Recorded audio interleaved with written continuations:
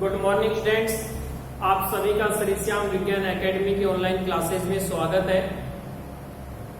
11th class के सभी बच्चों का हार्दिक स्वागत है फर्स्ट क्लास में। आज हम जीव विज्ञान के बारे में कुछ चर्चा करेंगे। तो बायोलॉजी को हिंदी में अपन कहते हैं जीव विज्ञान।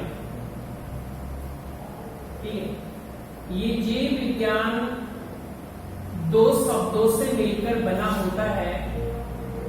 एक होता है बायो यानी कि लाइफ, और दूसरा होता है लॉजी। और दूसरा क्या होता है? लॉजी यानी कि लोगस। लोगस का मतलब होता है अध्ययन। ठीक है, बायोलॉजी हिंदी में अपन कहेंगे जीव विज्ञान, और इसके दो टुकड़े कर देंगे, बायो प्लस लॉजी। टुकड़े करेंगे, लॉजी यानी कि लोगस यानी कि स्टडी अध्ययन। तो परिभाषा क्या होगी? जीव विज्ञान की वह शाखा जिसमें जीवधारियों का अध्ययन किया जाता है। जीव विज्ञान में जीवधारियों का क्या किया जाता है? अध्ययन किया जाता है।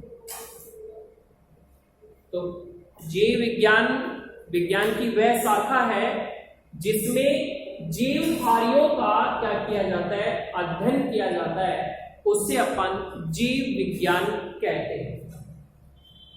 जीव विज्ञान जो शब्द है, जीव विज्ञान शब्द सर्वप्रथम किसने दिया था? सर्वप्रथम दिया था लेमार्क और ट्रेविरेनस। कब दिया था? 1801 में। तो याद रखने योग्य बात है, जीव विज्ञान शब्द सर्वप्रथम किसने दिया? 1801 में दिया। किसने दिया? लेमार्क और ट्रेविरेनस नामक वैज्ञानिक ने दिया। इसमें अपन बात करें जीव विज्ञान की, तो जीव विज्ञान को दो भागों में बांटा गया है।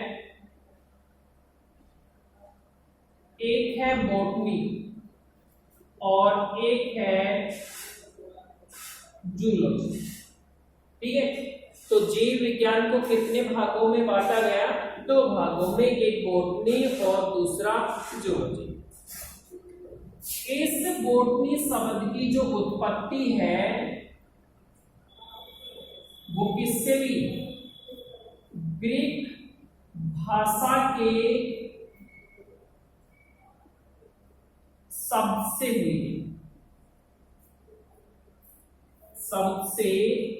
हुई। ठीक है, तो जीव विज्ञान को कितने भागों में? जीव विज्ञान की दो शाखाएं, जूलॉजी और दूसरा बॉटनी। जूलॉजी और बॉटनी, इसको अपन कहते हैं वनस्पति विज्ञान, और इसे अपन कहेंगे जूलॉजी जंतु विज्ञान। तो ध्यान रखना, जंतु विज्ञान में जंतुओं का अध्ययन करेंगे और वनस्पति विज्ञान में किसका अध्ययन करेंगे? पेड़ पौधों का क्या करेंगे? अध्ययन करेंगे। तो बॉटनी हिंदी में अपन कहेंगे वनस्पति विज्ञान, यानी जीव विज्ञान की वह शाखा जिसके अंतर्गत पेड़ पौधों का अध्ययन करते हैं, उसे अपन कहते हैं वनस्पति विज्ञान। इस बॉटनी शब्द की जो उत्पत्ति है वो किससे हुई? ग्रीक भाषा के शब्द से हुई। और वो ग्रीक भाषा का जो शब्द है वो कौन सा है? वो है बास्किन। कौन सा है? बास्किन, जिसका अर्थ होता है क्या? चरना। जिसका अर्थ क्या होता है? चरना। तो वनस्पति विज्ञान की जो उत्पत्ति है वो किससे हुई? ग्रीक भाषा के शब्द से हुई, और वो ग्रीक भाषा का शब्द कौन सा है? बास्किन। बास्किन का अर्थ होता है क्या? चर्म। ठीक है। अगर आपसे वनस्पति विज्ञान का जनक पूछे, वनस्पति विज्ञान, तो वनस्पति विज्ञान का जो जनक है वो है थियोफ्रेस्टस। कौन है? वनस्पति विज्ञान का जो जनक है वो कौन सा है? थियोफ्रेस्टस है। अगर पुस्तक की बात करें तो पुस्तक हो जाएगी हिस्टोरिया प्लांटेरम। ये इसकी पुस्तक थी। इसके थियोफ्रेस्टस की जो पुस्तक कौन सी थी? Historia plantarum. अब देखो जूलॉजी चलते हैं। जूलॉजी शब्द की उत्पत्ति देखें तो जूलॉजी जो शब्द की जो उत्पत्ति है वो किससे? Join, JOIN।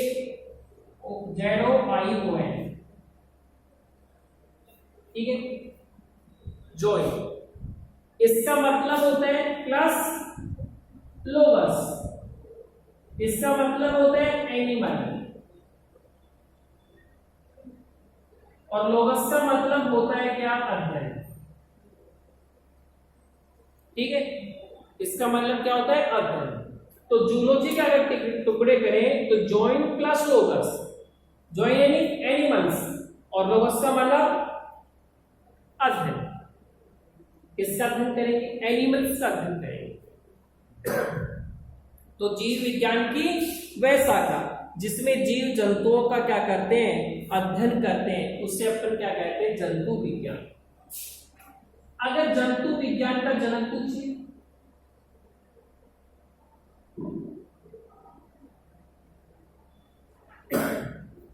जनक कौन सा हो जाएगा? अरस्तु। पुस्तक पूछे हिस्टोरिया एनिमी। ठीक है, यहां तक किसी को दिक्कत नहीं होनी चाहिए। जीव विज्ञान यानी कि बायोलॉजी, बायो का मतलब होता है लाइफ, टुकड़े करेंगे लॉजी, इनका लोगस बन जाएगा अध्ययन। यानी कि इसमें अपन जीवधारियों का अध्ययन करेंगे। और जो जीव विज्ञान जो शब्द है वो सर्वप्रथम किसने दिया? लैमार्क और ट्रेविलेगस ने दिया। कब दिया? 1801 में। जीव विज्ञान की दो भागों में बांटा, एक बोटनी और दूसरा जूलॉजी।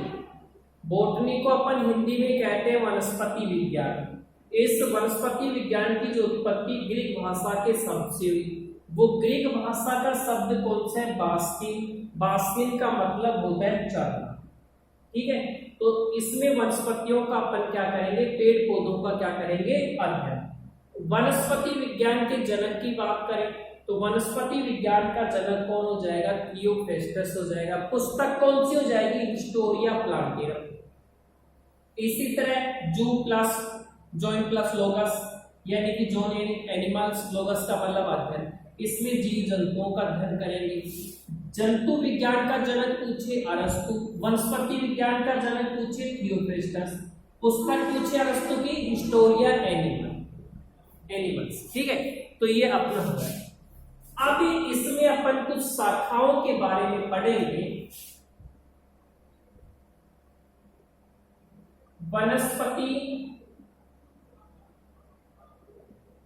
विज्ञान की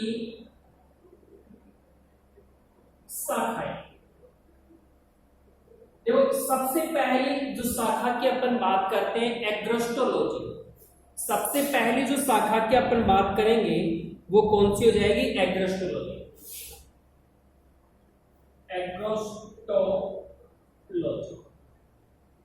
एग्रोस्टोलॉजी में इसका अध्ययन करेंगे घासों। ये वर्णनीय है, यानी कि ये हमें याद रखने योग्य है, क्योंकि जब अपन पढ़ेंगे तो बीच बीच में इनका नाम आएगा तो वहां पर बताने की आवश्यकता नहीं पड़ेगी।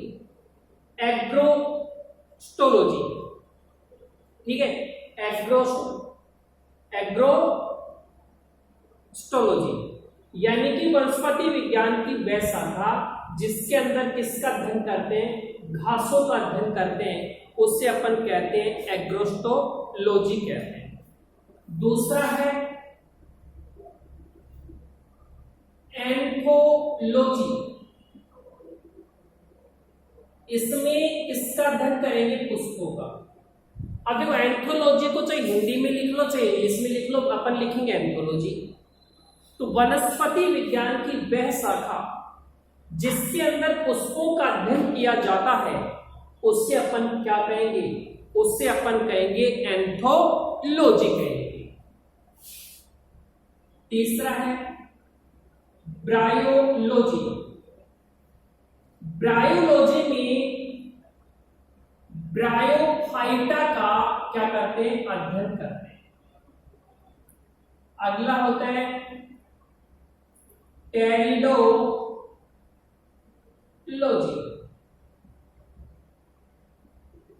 किसका अध्ययन करेंगे, टेरिडोफाइटा का अध्ययन करेंगे।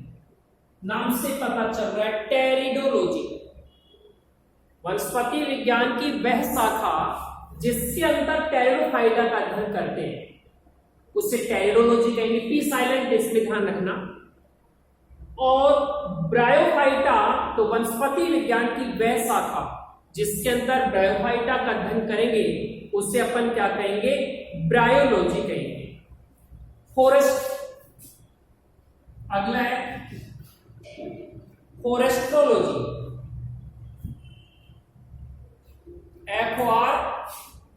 FORESTOLO, forestry. तो इसके अपन ये लिख सकते हैं FORESTR, फॉरेस्ट्री। फॉरेस्ट्री में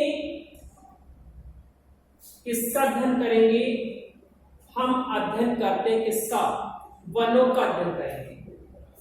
नंबर 6 हिस्टोलॉजी। हिस्टोलॉजी में अपन किसका अध्ययन करते हैं, ऊतकों का, चाहे वो जंतु ऊतक हो चाहे पादप ऊतक। तो जीव विज्ञान की वह शाखा जिसके अंतर्गत ऊतकों का अध्ययन किया जाता है उसे अपन क्या कहेंगे, हिस्टोलॉजी कहते हैं। Number 7 dendrology. इसमें वृक्ष और किसका अध्ययन करेंगे, झाड़ियों का अध्ययन करेंगे। तो वनस्पति विज्ञान की वह शाखा, वनस्पति विज्ञान की वह शाखा जिसके अंतर्गत वृक्षों और झाड़ियों का अध्ययन किया जाता है। किसका अध्ययन किया जाता है, वृक्षों और झाड़ियों का अध्ययन किया जाता है, उससे अपन क्या कहेंगे, उससे अपन कहेंगे डेंड्रोलॉजी। नंबर 8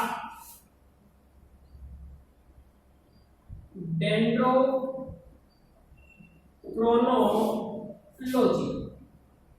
इसमें ध्यान रखना वृक्षों की आयु का अध्ययन किया जाता है। डेंड्रोक्रोनोलॉजी यानी कि वनस्पति विज्ञान की वह शाखा जिसके अंदर वृक्षों की आयु का अध्ययन किया जाता है, उसके जीवन काल का अध्ययन किया जाता है, उसे अपन क्या कहेंगे, डेंड्रोक्रोनोलॉजी कहते हैं। Number 9 pedology.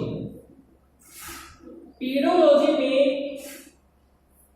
किसका अध्ययन करेंगे, मृदा का अध्ययन करेंगे या मिट्टी का अध्ययन करेंगे। पैथोलॉजी, तो पैथोलॉजी में किसका अध्ययन करेंगे, रोगों का, चाहे वो जंतु रोग हो चाहे वो फिर पादप रोग हो।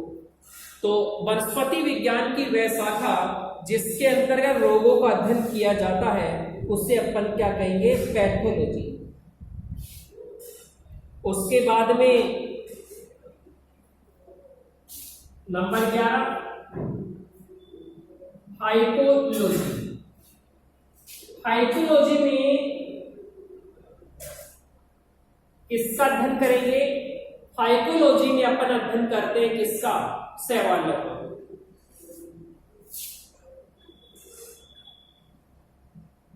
फार्मेको,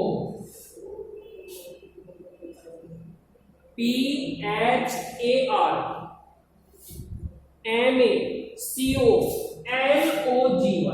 ध्यान रखना इसको, इंपॉर्टेंट। किसका अध्ययन करेंगे? औषधीय पादपों का क्या करते हैं? अध्ययन करते हैं। फार्मेकोलॉजी यानी कि वनस्पति विज्ञान की वह शाखा जिसके अंतर्गत औषधियों का अध्ययन किया जाता है उसे कहेंगे फार्मेकोलॉजी। पोमोलॉजी, तो जीव विज्ञान की वह शाखा जिसके अंदर किसका अध्ययन किया जाता है? फलों का अध्ययन किया जाता है, उससे अपन क्या कहेंगे? पोमोलॉजी। Number 14 spermology. स्पर्मोलॉजी तो किसका अध्ययन करेंगे? स्पर्मोलॉजी में किसका अध्ययन करेंगे? बीजों का अध्ययन किया जाता है। नंबर 15 टैक्सोनॉमी, इसमें अध्ययन करेंगे पादपों के किसका? वर्गीकरण। तो ये कुछ शाखाएं थी मैंने लिखा दी। तो घासों का अध्ययन कहलाएगा एग्रोस्टोलॉजी, पुष्पों का अध्ययन कहलाएगा एंथोलॉजी, ब्रायोफाइटा का अध्ययन ब्रायोलॉजी, टेरिडोफाइटा का अध्ययन टेरिडोलॉजी, वनों का अध्ययन फॉरेस्ट्री, उत्तकों का अध्ययन हिस्टोलॉजी, वृक्ष और झाड़ियों का अध्ययन डेंड्रोलॉजी, और वृक्षों की आयु का अध्ययन डेंड्रोक्रोनोलॉजी कहलाता है। मिट्टी का अध्ययन पीडोलॉजी कहलाता है। रोगों का अध्ययन पैथोलॉजी कहलाता है। शैवालों का अध्ययन फाइकोलॉजी कहलाता है। और औषधियों का अध्ययन क्या कहलाता है? फार्मेकोलॉजी कहलाता है। फलों का अध्ययन क्या कहलाता है? पोमोलॉजी कहलाता है। बीजों का अध्ययन कहलाता है स्पर्मोलॉजी कहलाता है। और पादपों के वर्गीकरण का अध्ययन क्या कहलाता है? टैक्सोनोमोलॉजी कहलाता है। तो ये टैक्सोनॉमी कहते हैं। टैक्सोनॉमी के अंदर पादपों के वर्गीकरण का विस्तार पूर्वक अपन क्या करते हैं? अध्ययन करते हैं। तो आज आप इतना ही इसको कंप्लीट देखना, याद करना, उसके बाद अपन मिलते हैं नेक्स्ट क्लास में।